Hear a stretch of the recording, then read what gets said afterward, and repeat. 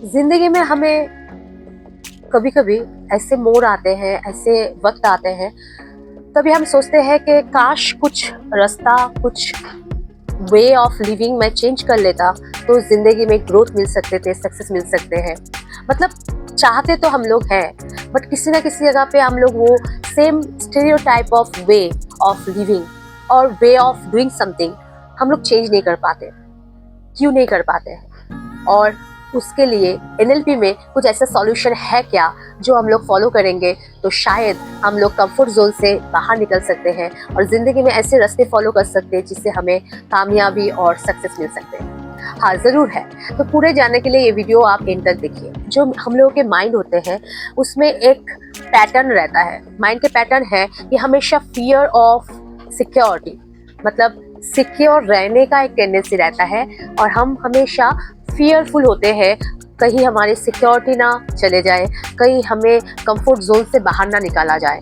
तो risk taking वाला tendency mind में नहीं होता है अगर आप उसको हैबिट में नहीं ट्रांसफर करते हो और उसके लिए प्रैक्टिस नहीं करते हो। तो माइंड के जो ये पैटर्न है उसको चेंज करने के लिए एनएलपी में 3 शॉर्टकट प्रोसेस है जो आप फॉलो करोगे तो डेफिनेटली आफ्टर सम टाइम इसके फायदे और बेनिफिट मिल सकते हैं। नंबर 1 है, हम लोग हमेशा कोई नए चीज़ को फॉलो करने से पहले ये क्वेश्चन पूछते हैं कि इज़ इट डिफ़िकल्ट और इज़ इट ईजी। जैसे आपको अगर मॉर्निंग में जिम में जाना है, नहीं तो मॉर्निंग में मॉर्निंग वॉक करना है, बट आपके हैबिट है ही नहीं कि आप अर्ली मॉर्निंग में उठो, तो हमेशा आपके माइंड में यही बात होता है, इज इट डिफिकल्ट और is it easy. It is easy for me तो मैं सुबह सो जाऊँ, और it is difficult to go to gym regularly और गो फॉर वॉक रेगुलरली। तो इन दैट केस आप क्या कर सकते हो, आप सिंपल आपके जो क्वेश्चन के पैटर्न है उसको चेंज कर सकते हो। बिकॉज ये क्वेश्चन पूछना ही बहुत ही मूर्खता है कि आप कोई नए बदलाव आपके ज़िंदगी में ला रहे हो और वो इजी होगा। कभी ऐसे नहीं होता है, क्योंकि बहुत सक्सेसफुल पीपल भी ये बताए हैं कि आप अगर ज़िंदगी में कोई नया बदलाव लाना चाहते हो, न्यू चेंजेस लाना चाहते हो, तो दैट विल बी डिफिकल्ट। और जो रास्ता आपके ज़िंदगी में डिफिकल्ट होता है वही आपको सक्सेस की तरफ पहुंचाते हैं, एक प्रोग्रेस की तरफ पहुंचाते हैं, राइट। तो ये क्वेश्चन के जो पैटर्न है हमारा वो गलत है। इज इट डिफिकल्ट और इज इट ईजी, ये हमें पूछना ही नहीं चाहिए। तो माइंड में क्या क्वेश्चन डालना चाहिए कि इज इट वर्दी। एडमंड हिलरी जब एवरेस्ट में गए थे तो उनके लिए वो कभी इजी हुआ ही नहीं था, वो डिफिकल्ट ही था, और उसको पता भी था कि ये डिफिकल्ट होने वाला है, शायद उसके जिंदगी भी जाने वाले थे उस जर्नी में।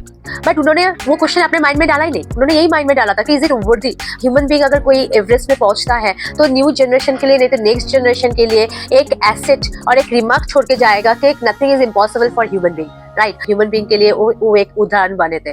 तो सिमिलरली हमें यही क्वेश्चन पूछना चाहिए कि जो भी चेंजेस, जो भी बदलाव मैं लाना चाहती हूँ और लाना चाहता हूँ वो वृद्धि है कि नहीं। तो द मोमेंट आप ये क्वेश्चन के पैटर्न चेंज करोगे, आपके माइंड कभी भी fear of loss, fear of uncomfortability और फियर ऑफ सिक्योरिटी में आएगा ही नहीं।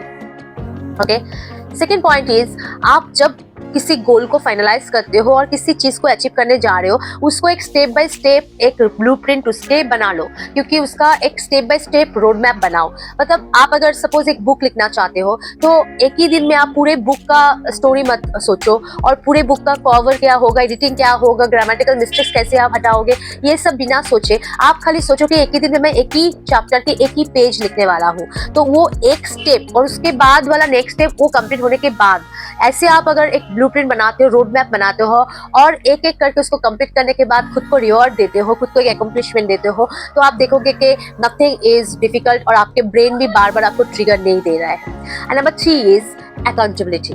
मतलब आप अकेले ये जर्नी और ये गोल अचीव कर नहीं सकते हो जब तक आपके साथ कोई अकाउंटेबल पार्टनर ना रहे।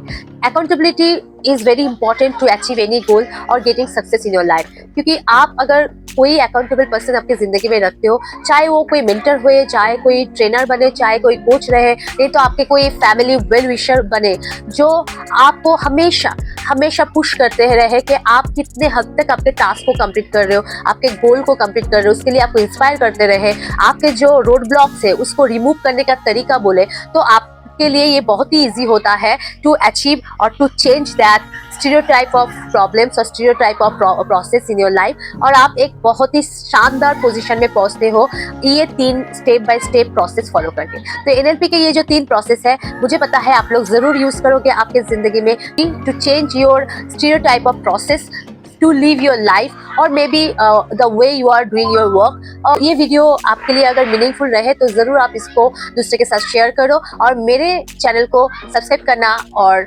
नोटिफिकेशन बटन को हिट करना भूलो मत, क्योंकि ऐसे बहुत मज़ेदार और इंटरेस्टिंग टॉपिक लेके मैं बार बार आऊँगी आपके ग्रोथ के लिए, आपके पीस ऑफ माइंड और प्लेंटी ऑफ मनी देने के लिए। Thanks for watching.